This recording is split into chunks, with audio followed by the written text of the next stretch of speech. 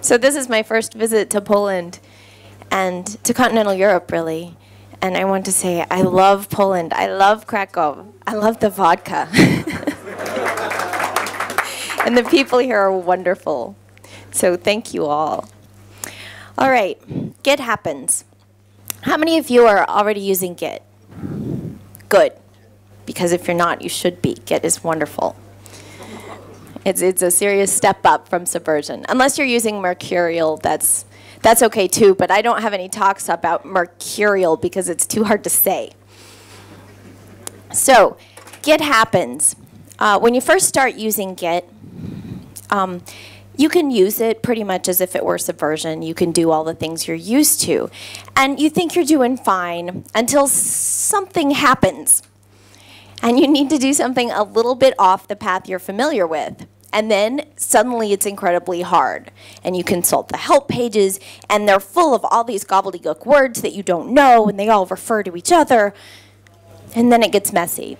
For me, this was the first time I made a commit on the master branch, and then I thought, ooh, I wish I had made my own little feature branch before I made that commit. And I knew there was a way to do that in Git, because Git can do all kinds of interesting things. So I searched on the internet, and it took me like half an hour or an hour, but I found something, and I typed some secret spells that the web pages said to type. And it worked, but I didn't know why I was typing that. And now, I spent like, I don't know, maybe 6 hours actually reading up and figuring out what Git is about. And now that's like super easy. It's 2 commands, and I know exactly what to type and when and what it's going to do.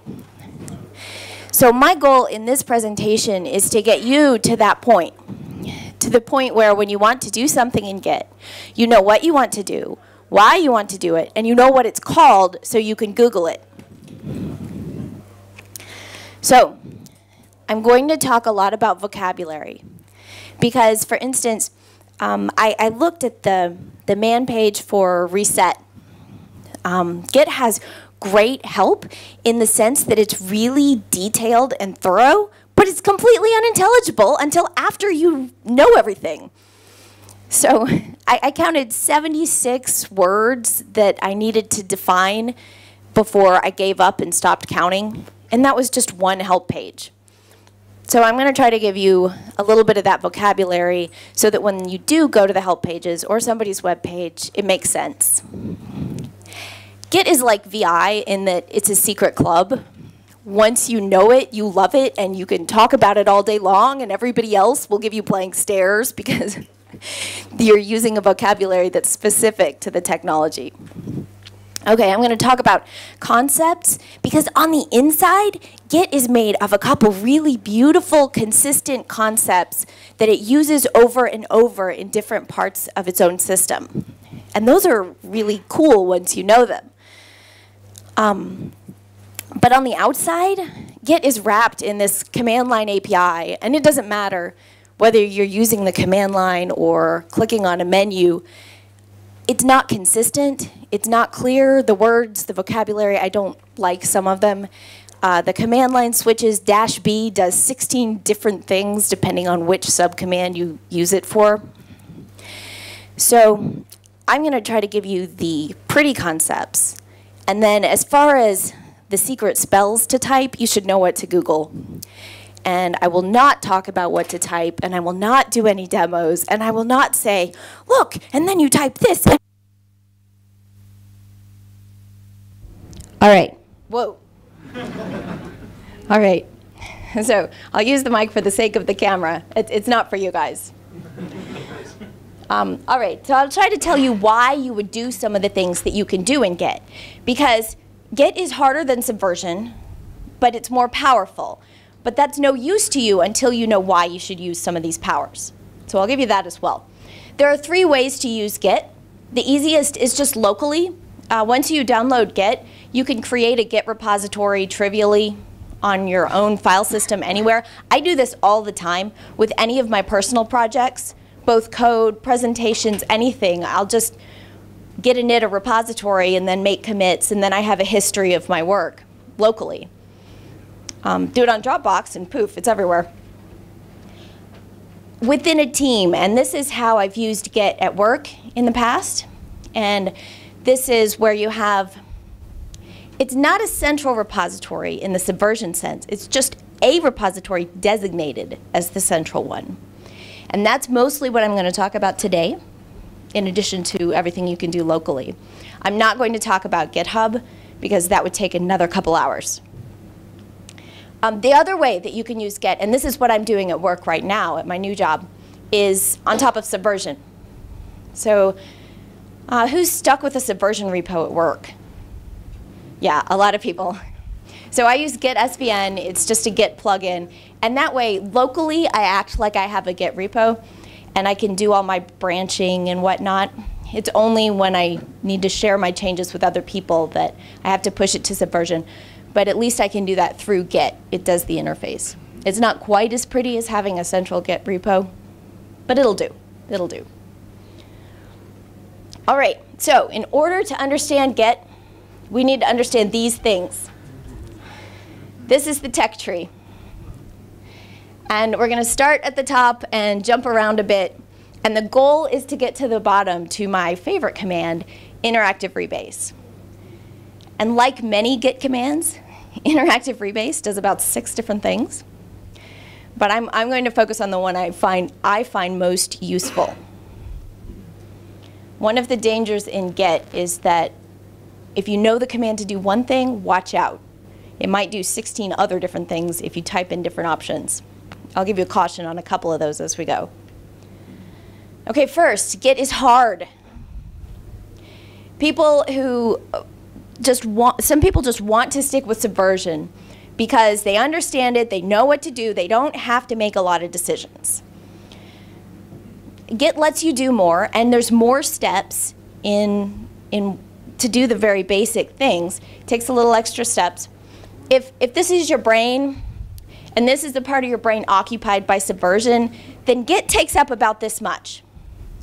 What this means is when you're using Git, at least the way I'm advocating here, you're devoting more of your brain to version control. You're thinking more about the version control of your software because you can do more with the version control of your software. So I think there's 3 reasons that it's worth it, that Git is really important. And one is your source code is important. This is your whole project. This is what they pay you for. Everything your team outputs is encapsulated in that source code, and it's important to keep not just the current version, but a real history of your project. Pavel talked yesterday about your code telling a story. Your version control also tells a story. I'm going to talk a lot about that today because telling your story is what Git lets you do. So your source control is important. Your team is important. Everyone knows that the bane of version control everywhere is the dreaded merge. There's a lot of ways that Git makes it less painful if you do it right. And especially if you merge, you can merge a lot more frequently with Git than you could with Subversion. You have a lot more options. But collaboration is essential. That's what we do all day. And Git makes it easier. And finally, you are important. And your privacy is important. And you should be able to save your work and then go off and experiment in a place where other people can't see it. And you shouldn't have to push your changes all the way to continuous integration every time you want to save your work. So Git gives you a lot of options there too. All right.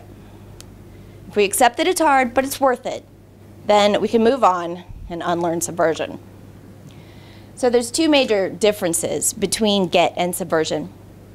And one is the way the version control system looks at changes. In Subversion, everything's really like a big snapshot of your code, and every revision is just another snapshot. And when it's merging, it's taking this snapshot and this snapshot and this snapshot and comparing them. Git thinks about it in terms of changes, like it's making a tape of what you changed. And instead of merging, we commonly replay changes on top of a different code base. So don't worry too much about that. It took forever for that to make sense to me. But someday you'll type something and you'll go, aha, it's thinking in terms of changes. So store that away. The other difference is easier. Git is a distributed version control system. So here's Subversion, one central repo. And if we've got Mateusz and Sławek and Natalia over here, and they're all on the same team, every time they want to save their work, it has to go into the central repository where everybody, including Jenkins, can see it. So as Joe was saying yesterday morning, you should always commit your code with its tests. And those tests have to all pass, and everybody else's tests have to pass. You can't even save your work until everything's green. And as soon as you save your work, you impact all the rest of the team. So version control has two major purposes. And in Subversion, they're contradictory. One is saving your work, and two is telling the story of your project. And the collaboration one and the saving your work thing, they contradict each other in this configuration. So in Git, there's still a repository in the center, but everyone has their own repository on their own computer, which is a complete copy of the central one. Just as all people are created equal, but somebody has to be president, we designate this repository as origin, and everybody treats it as sacred. So when Mateusz over here wants to save his work, he saves it locally. And when he's ready to share his work, he pushes it to origin. So we've separated the saving and the sharing, and that gives you your privacy. Okay, those are the two big differences. Oh, and I was gonna tell you, the other really cool thing about this is when these people go home at night, you have 4 offsite backups. A friend of mine said that one time, I think they were in TFS or something horrible, and overnight, like the infrastructure guys needed another computer, and they wiped the version control server. And the entire development team spent 3 days sitting in a conference room going, all right, who has the latest version of this file? All right, who has the latest version of this file? Ugh. With Git, if this gets wiped out, well, that's okay. Everybody has their own copy. And also, everyone can develop without network access, and they can save their work without network access. So those are a couple bonuses. Okay. Tell a story. Now this in my opinion is the biggest why for Git, the most compelling reason, but it's also the hardest, and this is the part that takes up a lot of space in your brain. Because with Git, you have the option of telling the story of your project as it goes. This is because Git lets you rewrite your history. So after you save your work, after you're done locally and you're ready to share your changes with other people, then you need to decide how you want to tell the story of your project. I have friends who, on their team, every single commit to the master branch is a release candidate. The tests always pass. If they don't, they go back and change it. So every commit could potentially be pushed to production, or at least to test. I've worked at other places where we don't care. But then once we push to production, we do start caring. Git flow is something that you might want to look at if you're considering telling the story of your project and your team is about 6 people or less. But otherwise, you can choose, do you want a whole feature to go in all at once to look like it was completely developed in one shot? Or do you want it to look like it started on this code base up here and eventually was merged into master later? You can choose how to tell your story. You can be really sloppy with it, which I am with all my local repos. Or you can be extremely careful and make every commit a release candidate. As a team, you need to choose. So I like to say that Subversion is like giving your 8-year-old brother a VHS video camera, and he follows you around all day long. And at the end of the day, you pop the video camera out, or you pop the tape out of that video camera and you say, okay, here's my story, this was my day. And Git is more like you give your best friend a little digital video camera and he follows you around all day, and then at the end of the day he hooks that up to his Mac and downloads the video with FireWire and goes into Camtasia, breaks up the video, rearranges the order, selects the interesting part, puts it to music, and uploads a 3-minute video to YouTube. That's your project on Git.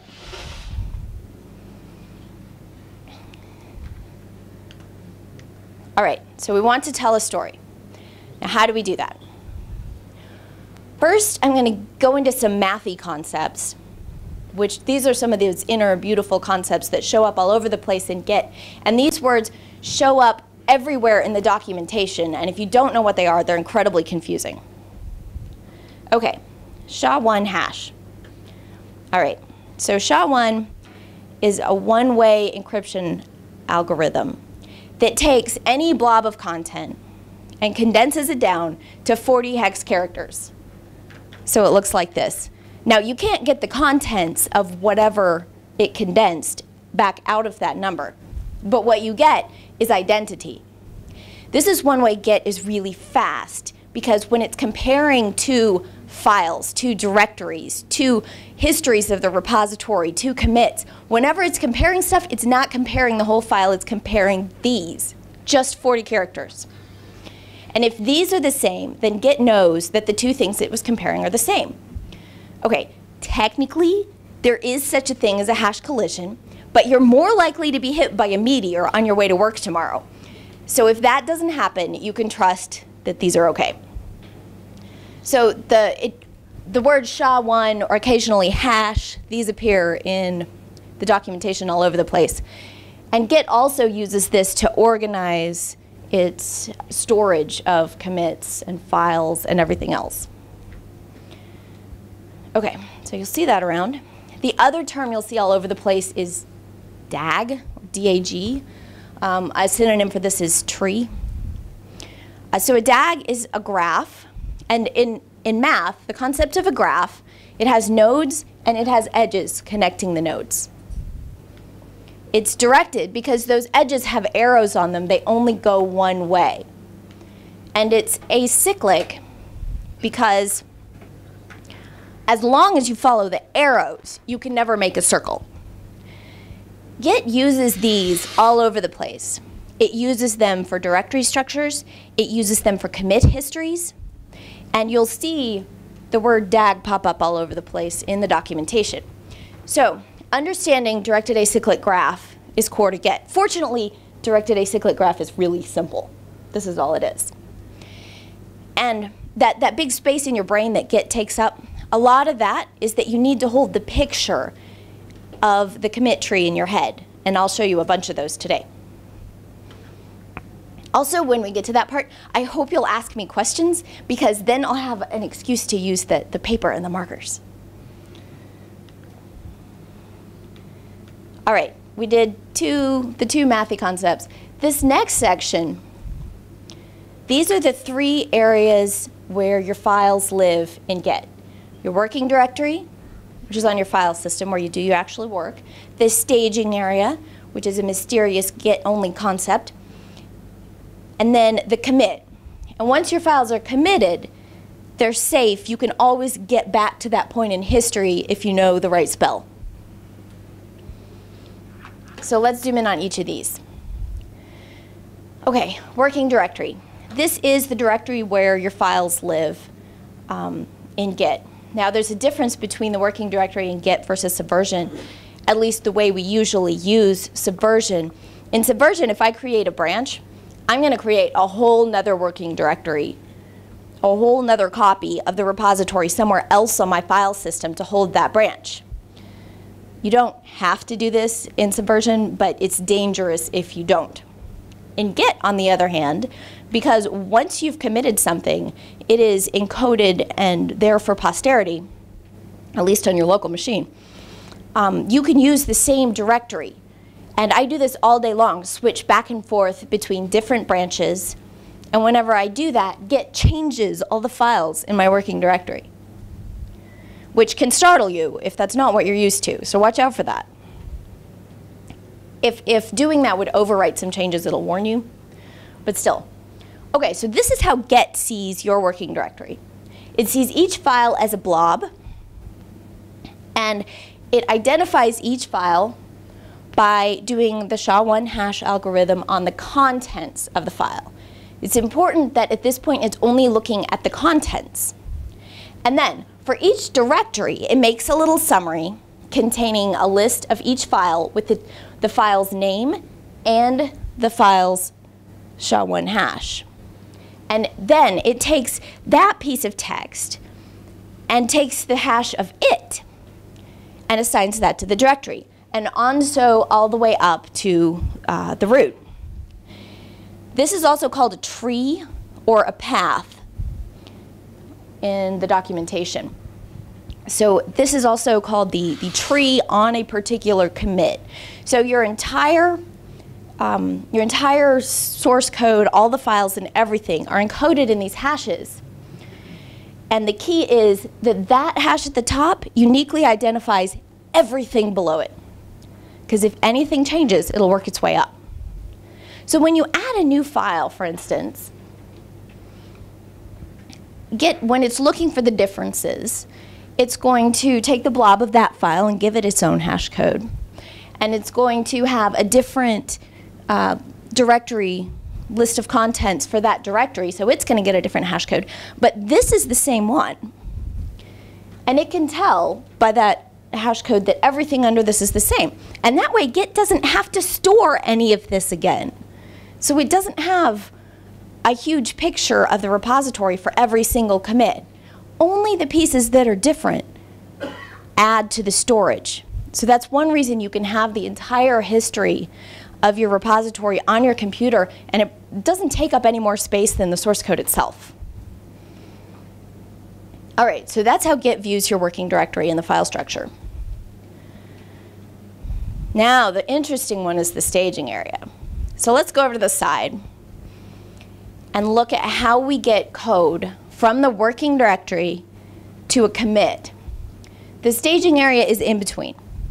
So, what in Subversion would just be one step, commit, in Git is 2 steps.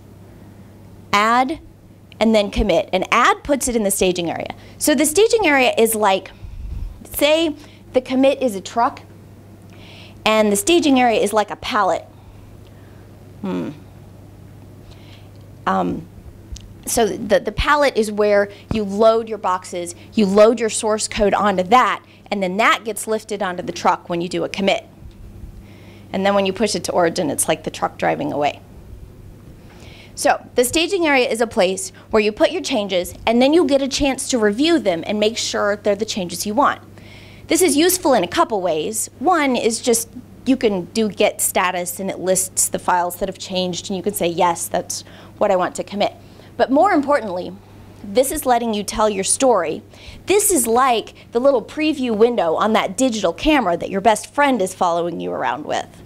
Because you can take a look at what you want to commit. You can commit part of your changes. I often am going along working on a feature, and then I'll find like some misspelling or something, and I can't stand that. So I have to fix it right then. But then really, when I'm telling the story of my project, that misspelling fix is not a part of this feature, and I want it to be in a separate commit. So I'll put just the spelling fix errors into the staging area, leave the other stuff over here, do a commit, and then move on with my feature development. That is possible to do even if you have done other changes to the same file. Yes. Yeah. You can do a git add. I think it's -p. The keyword to search for is patch, I think. Yeah, you can put some of the changes in a particular file into the staging area and not others, which is kind of strange. And git status tells you what's different in there. Another thing to know about the staging area is if you do git diff, you're actually comparing to the staging area, not to the last commit. That can surprise you. Of course, if you type in the right command line options, you can compare it to the last commit instead. But by default, you're actually looking at the staging area.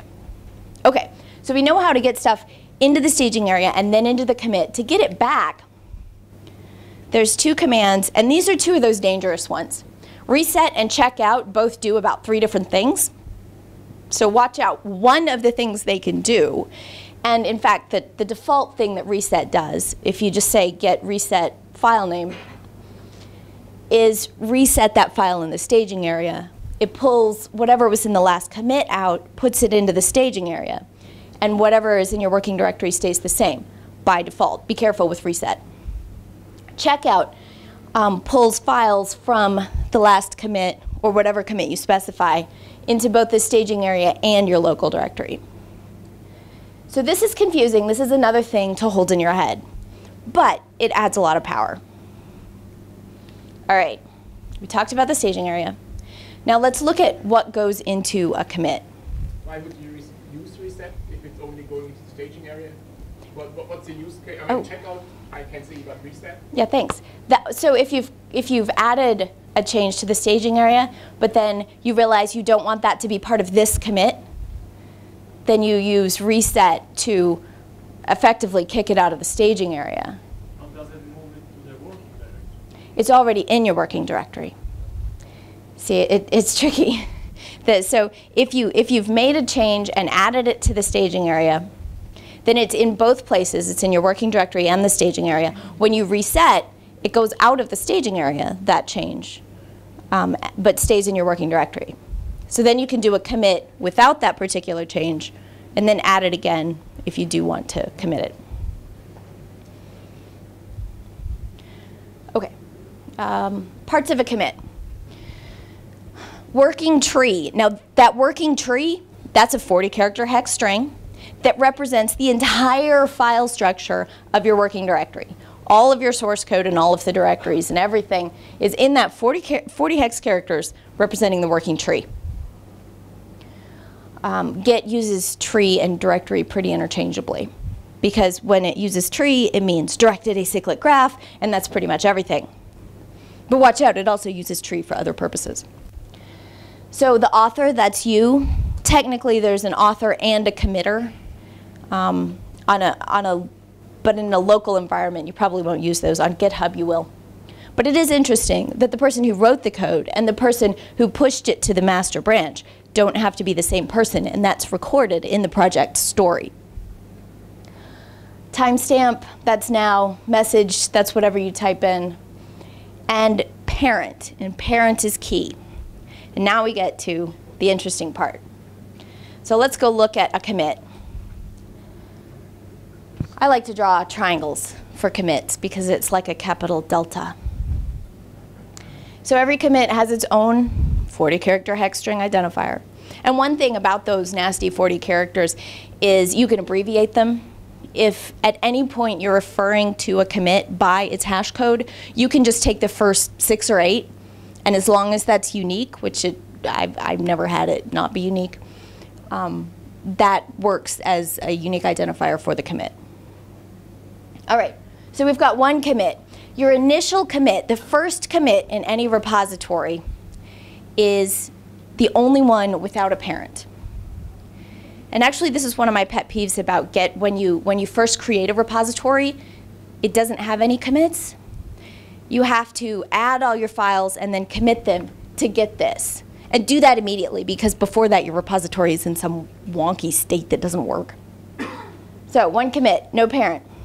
The next commit will have a parent of what was the current commit and will get its own hash code. And then you make some changes, you add them to the staging area, you commit them, you get another commit with the parent of the last commit. That parent is really important because when it generates these hex codes,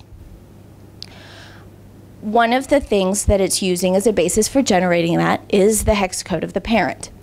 And that means that that top hex code way up there encapsulates the identity not only of that commit, not only of all of the source code represented by that commit, but also every commit in the history ever. So that one string identifies the entire history of your repository and every committed configuration of source. And this is really important when Git is synchronizing with another repository, because it can identify really fast when something's the same. All right. So that's commit. That's the third place where your files go for posterity. We've sealed them in the truck. Now let's talk about pointers. Okay. There's 3 kinds of pointers in Git. So how many of you have used C? Some, a third maybe. All right. I started programming in C first, and I love that I did, because if you do enough serious C, you really get to understand pointers. In Subversion, if you do a branch, Subversion makes a whole copy of the entire repository. Not so in Git, and I'll show you why. So we don't always refer to commits by their long hex identifiers. We refer to them with branches. And a branch is just a pointer to a commit. That's it. That master branch is represented entirely by one file containing 40 characters. It's the identifier of whatever commit represents the tip of that branch, because that commit encapsulates all of the previous history. All right, so a branch is one kind of pointer. A tag is another one, and a tag is identical to a branch except that it doesn't move. And finally, you get some of these custom pointers. Head. This is one of those terms that I find really confusing about Git. But head, and it's always all caps, appears everywhere, and it's very important. It represents Git's place in the repository.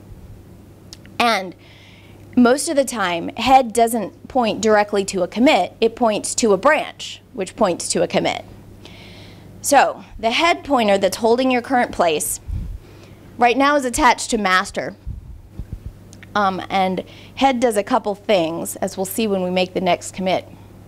But my favorite part about head is that it's possible for head to point directly to a commit.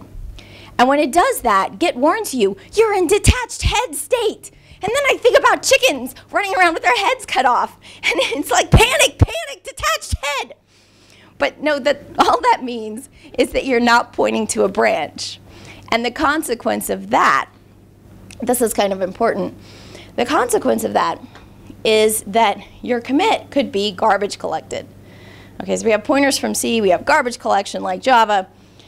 But every commit, I said they're always there for posterity. I lied. They can be garbage collected if they're not in the history of any branch or tag. So every commit in the history of everything with a name will stay around forever. If you have some stray commits, which you can make if you're in detached head state, that don't have a name pointing to them, those will be garbage collected maybe after 30 days. But they're around for a long time, but they can be hard to find.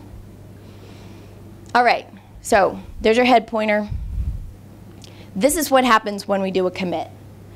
So we already know that the commit gets created, it gets its own hex code and everything, but the other thing that happens is that head and whatever branch it's attached to move up to point to the new commit. That's pretty much it. So that's why head is important, because it represents the parent of the next commit you make. We'll see that again soon. Okay, you know about the 3 kinds of pointers. So here's what happens when you make another branch. When you make another branch, in this case, it looks like I've done a checkout-b. Checkout-b does 2 things. Creates a branch, which of course you can also do with git branch. That's one of those inconsistencies. Creates a new branch and moves head to point to it. And notice that creating a new branch in Git is not a copy of your repository. It's one file with 40 characters in it. Branches are free in Git. You can create them all day long, and they don't take up any space. That's what I love about it. Pointers are awesome. So now that head has moved to point to the new branch, something different happens when we do a commit. Not really different, but this time My feature is the current branch, so that pointer moves, and master stays there. And this is how we can diverge. Now, if I want, say I did some development on my feature branch, and I committed it. I conveniently did checkout-b before I did my development. So I've got some changes in my local environment, but now there's a bug. There's a bug on master, and I need to go back and fix that. So when I do a checkout of master, this is an example of checkout doing two things. Two things happen. The head pointer moves down to be master, and Git rejiggers all the files in my working directory to look like the files master points to. So immediately in the same directory, I have a totally different set of files, and I'm working on the master branch. And then, when I make another commit on master with the bug fix, now we have some divergence here. Master advances to the new commit, and the feature branch is still over here, and now we have this commit as the parent to two different commits, which is fine. That's how branches get to be different from each other. Okay, that's about branch. Are there any questions about that? Okay, cool. I highly, highly, highly recommend that you use one of the GUI tools available for Git to help you picture, go back, this, to help you picture this commit tree. On the Mac, I really like GitX. On the PC, there's GitK. There's a bunch of them. You can find one. What I like to do is decide what I want the tree to look like. Look at it before, go type my command, come back and hit refresh, and see if this changed the way I wanted it to. So picturing this commit tree is the other thing that you need to hold in your head when you're using Git. Know where your branches are. Okay.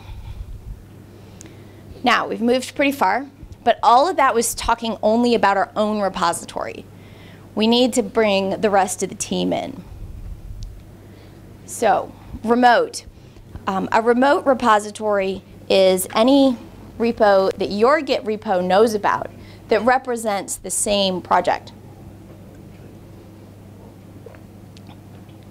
And typically, you set this up while you set up your repository. So if this is origin, and I'm ready to start working on this project, I will do a git clone to create my own repository that is a copy of origin. And when you do that, it sets up the master branch automatically, and it sets up this other pointer, which is way too high. I can't point to it. Origin/master. So origin is the name of the remote, and that's the default name when you do a clone.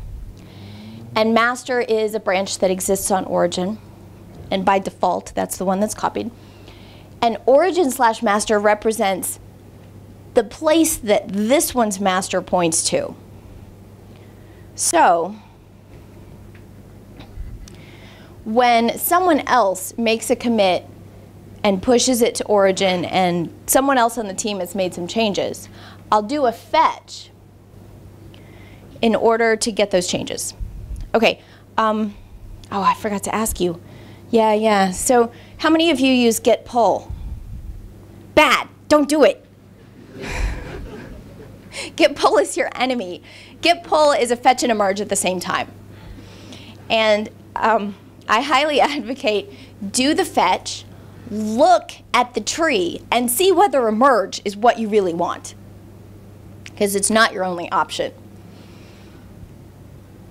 So what the fetch does is it gets everything that origin has that you don't, copies it over, and advances the origin master pointer to match this one. So this way, you can decide what you want to do. Now, in this case, it's pretty simple. I don't have any local changes on master, so my commit tree still looks like a line. And all I need to do, if I type git merge, then a fast forward merge happens. A fast forward is a particular type of merge. Git calls it a merge strategy. And look what it did. All it did was advance that pointer.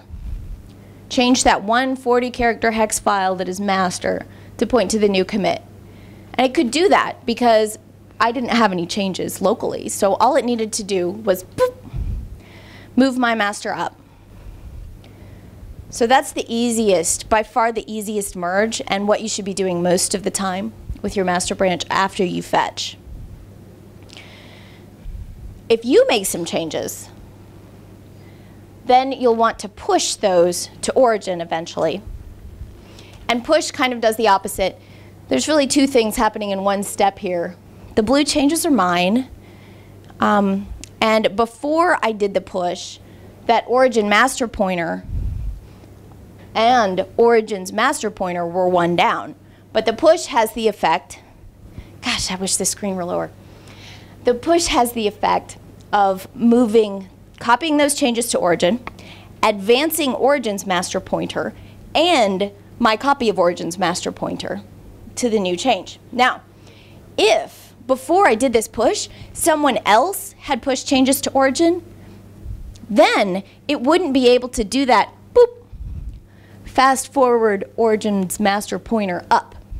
And that's when you'll get the error message that says, oh, I couldn't do a fast forward, which is really confusing to me before I understood what a fast forward merge was. And at that point, you'll have to do a fetch, combine your changes somehow, and then do another push. Because on a push, it's always going to do the copy of the commit and the merge at the same time. And it will only do that if it can do the fast forward. That keeps your changes and other people's changes from conflicting with each other. And it makes it really predictable what's going to happen on the push. It's only going to move that pointer up. Any questions about that? I know it's kind of weird, but I think that's why the teams has to be small, because in other way, somebody always could be putting some changes on the server and will always be fetching them, merging, trying to push. Oh, there's another one. yes, and it's especially big pain when you have to fetch those changes, merge, run the tests, and the tests take half an hour. Push again. That drives me nuts. Don't push so often, because we commit locally. That's true. Then Yes, we don't have to push as often because we can commit locally a lot and push only when we're ready to share. That's a good point. But I think we should share often, right? Because the control version is also all about collaboration. So I don't know if it's good to keep changes locally. But you know, Subversion has the exact same problem. Yeah. Yeah, I mean, with Subversion, you still have to fetch, merge your changes in, and push before somebody else pushes. So you have the same contest going on. Yeah, and actually, I advocate for fetching very frequently and pushing whenever what you have isn't going to break anything. So in this case, this origin, this remote repository, it can be the central repository? Yes, origin usually is used to designate the central repository for your team. Okay, so we talked about 4 things: remote, fetch, fast forward, and push. So we've got all of those, and now you know how to collaborate. Okay, now we're going to get down into the nitty-gritty of telling the story, of some choices. One of the things I don't like about the Git tutorials, there are a zillion tutorials online that you can step through, but they're all very happy path. What happens when you really have some difficulty with the merge? What happens when there really are changes? So say we have a repository that looks like this. Okay, there's the master branch, is the green tag. And the commits on the master branch are very likely ones we fetched from origin, someone else's changes. And this is another reason that I like to do fetch. And then I do all my development on a feature branch. And that way master can stay in sync with origin. It's particularly important if you use Git SVN. So those are probably other people's changes, and I've fetched them over and I've merged my master branch, fast forwarded my master branch, but now I've got these changes in my feature branch. And I'm ready to decide how I want to tell the story. because in Git, you can change history, but only until you push. When you push, your changes are on that truck, and that truck has left the building, the parking lot, and you don't ever change history after you've pushed. That's very dangerous, right, Hardy? Hardy has some nightmares about that. But while your changes are only local, you can do whatever you want. So these are my commits. Yellow, blue, pink, they do not exist on Origin. They're only in my local repository. I can do what I want with them. I can decide, do these 3 commits represent the story of my project? And how do I want to show that I combined them with these other changes? I'm going to give you 4 options. So the first is cherry pick, and this is just kind of a fun trick. Cherry pick is pull one commit from somewhere and apply it in a new place. And by commit, I really mean set of changes. So say this yellow triangle represents a bug fix, and I need that in my master branch, but I'm not ready to bring in the blue and pink changes, just the yellow. If all I want is the yellow, then I can get cherry pick secret hex code of the commit and just the yellow one. Now notice that this will not be the same commit as far as like the secret hex code because it has a different parent, but it represents the same changes. Git goes and looks, okay, what did I change in this commit? And then it does those same changes on top of wherever you told it to put it. That's cherry pick. It's really useful for pulling out just a refactor or just a bug fix and getting it where it needs to go. Yeah, and the master branch moves up. Next, merge. Okay, of course this is what we're used to in Subversion. But Git, since its history is not just a list of revisions, merge is how you get a commit with 2 parents. So I told you earlier that every commit has a parent. I lied by omission. Every commit, except the initial commit, has at least 1 parent. You can even use an octopus merge and have a whole bunch of parents. I did that once just because I could.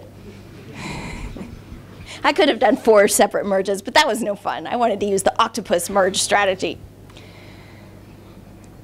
So when you do a merge, you get a new commit called the merge commit with 2 parents. And by default, the message inside the merge commit will specify what 2 were merged. Now notice that there's no little blue tag here. And that's because I deleted my feature branch after I merged it in. I don't need it anymore. So those commits are the exact commits that I made on my feature branch. But the branch itself, we don't need it anymore. It's now part of the history of master. So some projects choose to tell their story in a straight line. They don't want any of these lumps on their tree. If you're using Git SVN, you're forced to do that, the straight line. Other projects like the commits that are related to a particular feature to be grouped in a lump just like this. And then the merge commit can specify what feature that was. But what happens when there's conflicts? So one of the problems in Git, in any version control, is how to deal with merge conflicts.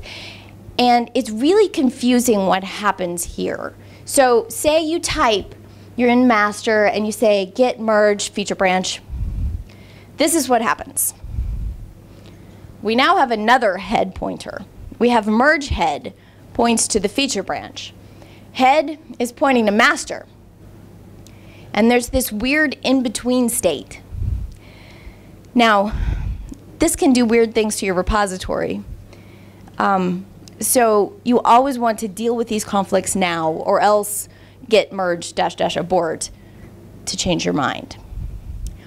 But the more interesting thing, the more confusing thing, is what your working directory looks like now and your staging area.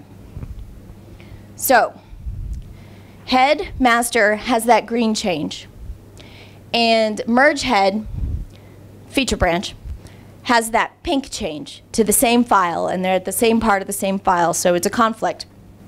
what Git does is in your working directory, it puts that same file with both pieces of changes, and it uses those little diff markers, the pointing braces and the equal signs and the other pointing braces, and you have to go in and deal with that manually. In the staging area, and Git status will tell you this, what you have is the changes that were merged successfully, that didn't conflict, will already have been added to staging. But the files with conflicts are not yet added to staging.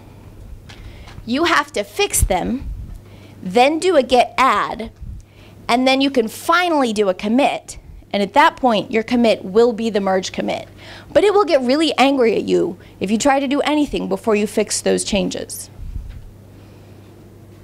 So that's what you need to do. Fix them, add, commit. And you can fix them any way you want. I usually just edit the files and deal with the pointing braces and search for the equals. IntelliJ, of course, will do